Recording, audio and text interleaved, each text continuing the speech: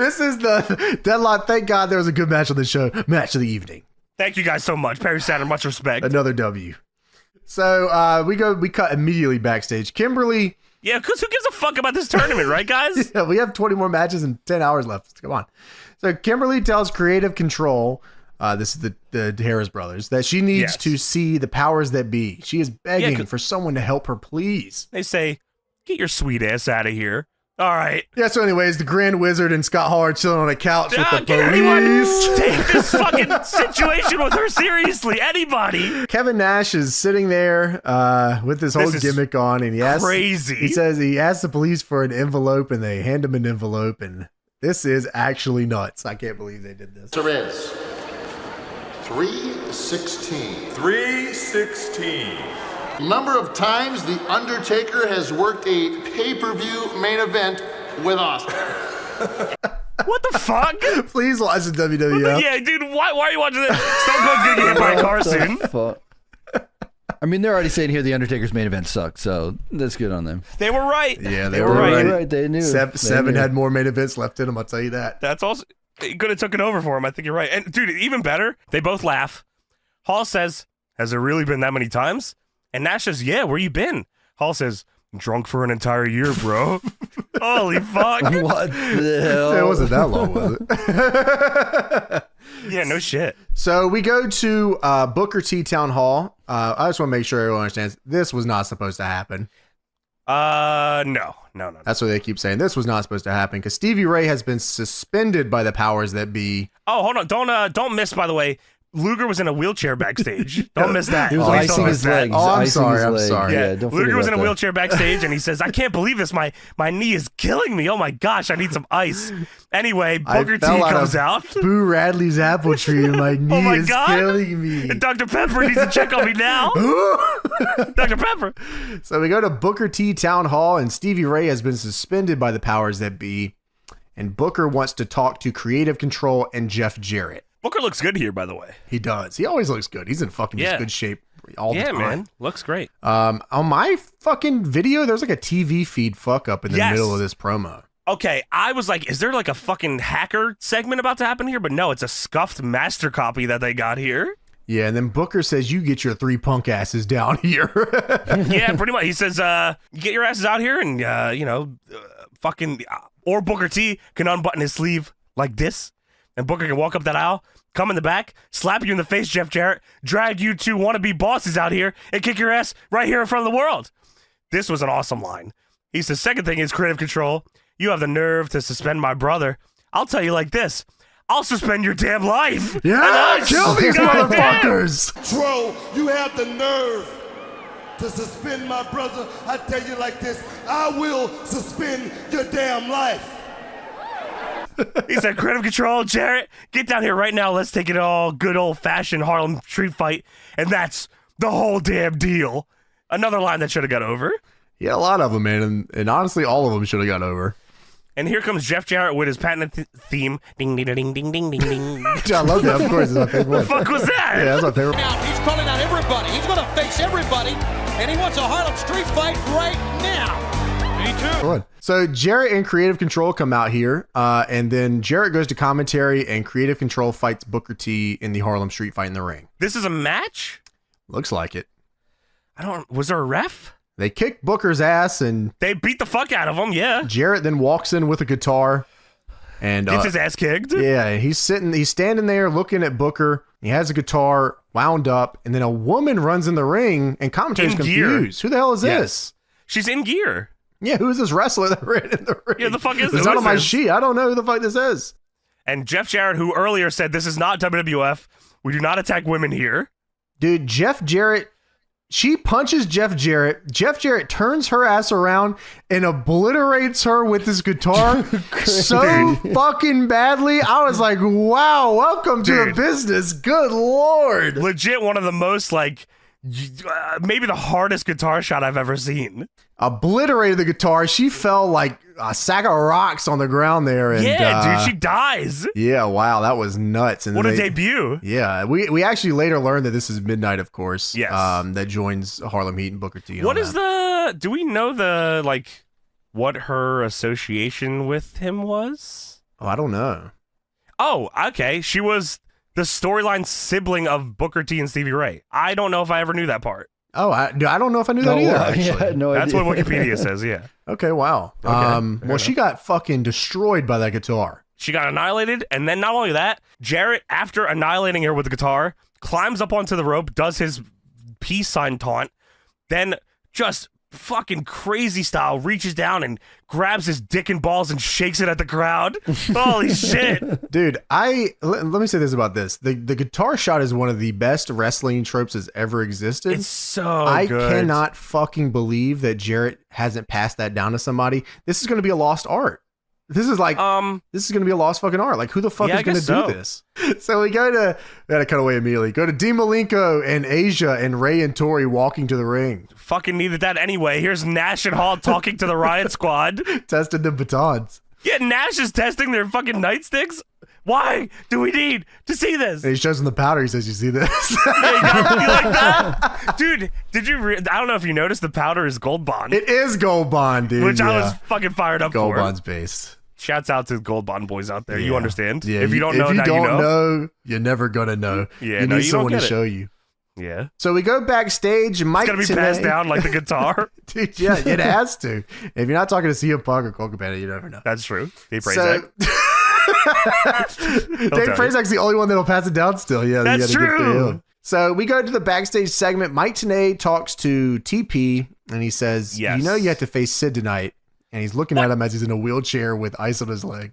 Yeah, he's you got a few minutes, he says, by the way, you're gonna be facing Sid Vicious. And TP says, "You gotta be kidding me. You know, why don't you stick to what you know? You know, due to this injury, I've been on the cell phone with my surgeon, and until I get an MRI, I'm not competing tonight. And then he says, I hate to disappoint the fans, but they won't see this match. And Tenay says, well, let me inform you Well, of something. fuck you first Yeah, off. you fucking bitch. Fuck you. I just talked to the powers that be, and they said if you don't compete, you're out of the tournament. And Luger looks at Liz and says, what the fuck? You're my manager. What the fuck do I do? Well, that's a good fucking point, and we'll cut away immediately from that because we got to Don't worry go about to Rey Mysterio Jr. and Tori Wilson versus Dean Malenko and Asia. Yeah, this is, I forgot that this was happening. This feels like 4,000 years ago by this point. It was so long ago. I've watched 8 weeks of wrestling so far tonight, and we're Dude, not I watched even, a whole year. We got goddamn 40 matches left in 80 It's seconds. a main event still that they haven't talked about We in a got while. 6 main events, man. Dude, I Dude, totally so- forgot about this match. Like, you just brought it up again. I was like, holy shit, that was how we Yeah. started off this show. This is the longest, most bullshit show I've ever been through ever. And It's we've watched fucking a lot. We watched insane. 300 weeks or some shit of shows. I forgot about the Tori Wilson hat thing, you know. That's Yeah, enough. that's That was like a enough. year. It was a good show at that point. That was a million Goddamn. years It's ago. still a chance. Holy shit. Yeah. Then we All right, got so the fucking Grand Tori to Wizard start for this all match day. tries to take her pants off and has to be stopped by Rey Mysterio, and she's very confused by this. And then Malenko jumps Rey from behind and starts stomping out his injured knee.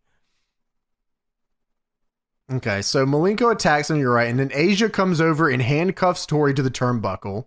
She's very easily, by the way, handcuffs her. And that's the fucking match, man. Like, That's it's it. just them versus Ray. Yeah, she's handcuffed there. She obviously was going to be a big part of the match, and they took her out. Asia stalling suplexes Ray and does the Jericho pin for 2. They do a double back elbow for 2. Ray eventually counters the move, throws Malenko into Asia, who bumps over the top rope, which was a crazy spot. Goes to Bronco Buster. Malenko pulls her out of the way, and they crotch Ray in the ring post. They're not calling it the face full of stuff anymore. No, it's just Bronco Buster. Yeah. Yeah, just straight up, yeah. That's weird. Because, well, WWE is good, and you should watch it. You're right. Tune in. Xbox probably doing the Bronco Buster on the other channel. Oh, fuck. I mean, he's worked here like 90 times. Yeah, probably. Goddamn. And Dean puts Ray in the cloverleaf, and that's the fucking match. And he wins. Yeah. The Filthy Animals were banned from ringside, so they come in after the bell rings. and- Revolution was too. I think, Oh, okay. right? Yeah, everyone was Yeah. banned then. Yeah. And they help Ray and uncuff Tori, and Saturn and Franchise are waiting at the top of the ramp to high-five Malenko and Asia. Filthy Animals have bolt cutters, and they cut her out of the cuffs, of course. And none of this matters because Sid is walking to the ring with the police security. Holy shit. But before that, Kimberly's in the shower. None of that matters either because Kimberly No. is backstage crying now because she is being Dude. chased to death by Ric Flair's son. I was very confused by this, even more so than usual. Because, yeah, she's in the shower room. She's crying because, as James said, she's being chased for over an hour now 8 by weeks. David fucking Flair. Yeah, for weeks it feels like, yeah. And then you can hear the sound of running water, and I said, oh, dude, this is fucked. He's going to come out like naked or It's something. the implications that'll get you.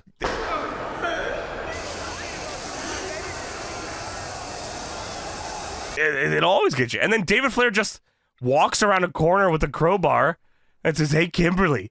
It's kind of like deja vu, isn't it? But this time, it's going to be more than a spanking. Help!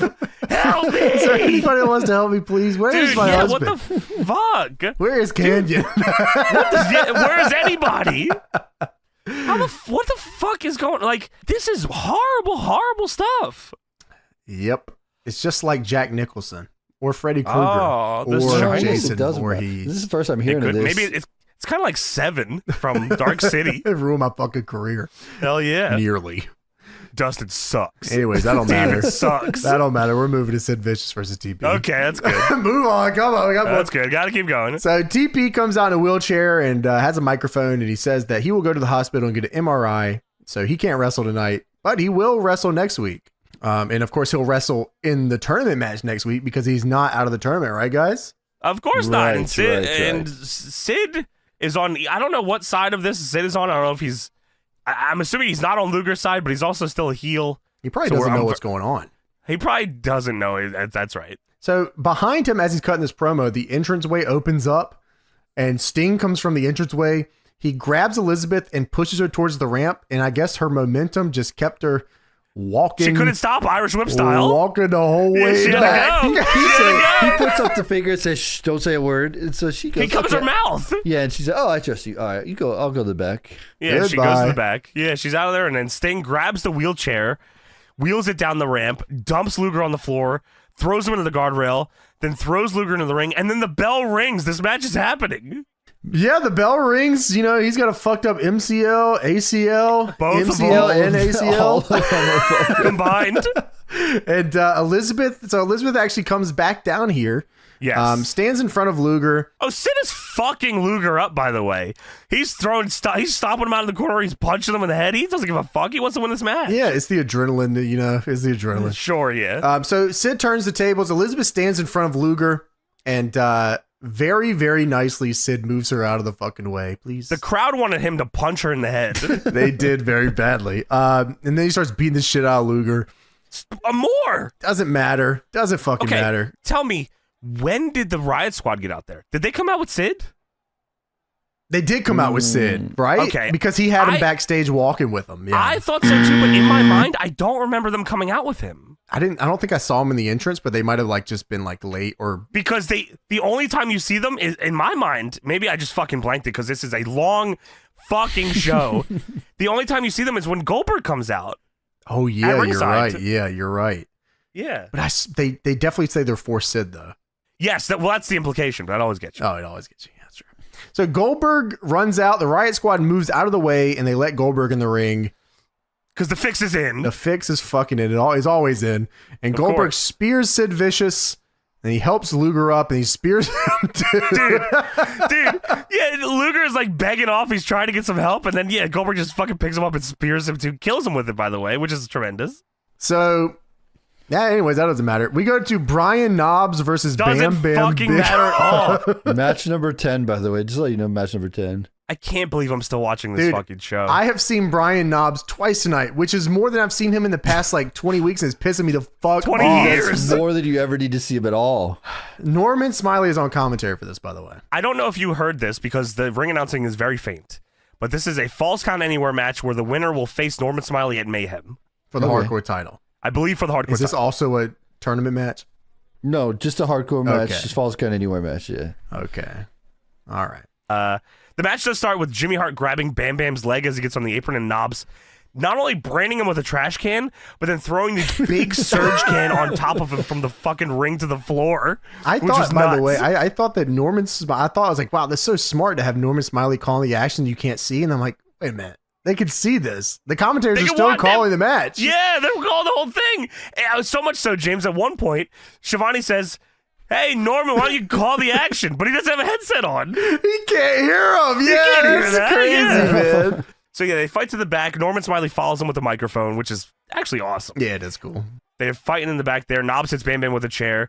Knobs finds a table and sets it up the long way against a pillar, then throws Bam Bam through it. Then Knobs turns around to go after Norman, and Norman says, hey, I'm just commentating here. Bam Bam pushes Brian Knobs into a basketball hoop backboard, and then goes to hit him with a trash can. And then Jimmy Hart takes liberties and starts just fucking wailing on Bam Bam in the back of the trash can lid repeatedly until Bam Bam shit cans him into a fucking, what was it, a pile of shit, a trash? I don't know what it was. I don't know what it was. It was just threw him into hell.